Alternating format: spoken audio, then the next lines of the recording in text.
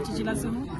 और आज बाबा भीमराव अंबेडकर जी की जयंती पर हम लोग उनको सादर नमन करते हैं। और आज की जयंती में बाबा भीमराव अंबेडकर की जयंती के अवसर पर जो संविधान निर्माता है, देश के अस्तित्व को बचाने और पूरे देश को एक सूत्र में बांधने के लिए संविधान को उन्होंने जरूरी समझा और एक तार में पिरोया है संविधान को उन्होंने, और उन्हीं के बदौलत आज देश टिका हुआ है। लेकिन लोकसभा का चुनाव इस साल होने जा रहा है,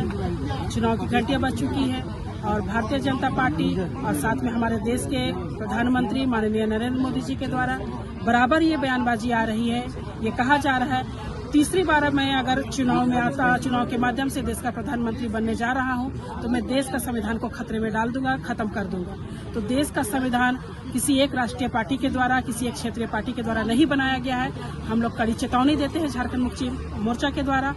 और साथ में इंडिया गठबंधन के द्वारा कि देश का संविधान पिछले 70 साल में टिका हुआ था। देश के विकास को संविधान के तहत ही प्रगति पथ पर ले जाया गया, लेकिन आज संविधान को धूमिल करने, लोकतंत्र की हत्या करने के लिए उन्होंने जो साजिशें रची है और उस साजिश को हम लोग नाकाम करने के लिए, विफल करने के लिए लोकसभा चुनाव में हम लोग भारतीय जनता पार्टी को पूरी तरह से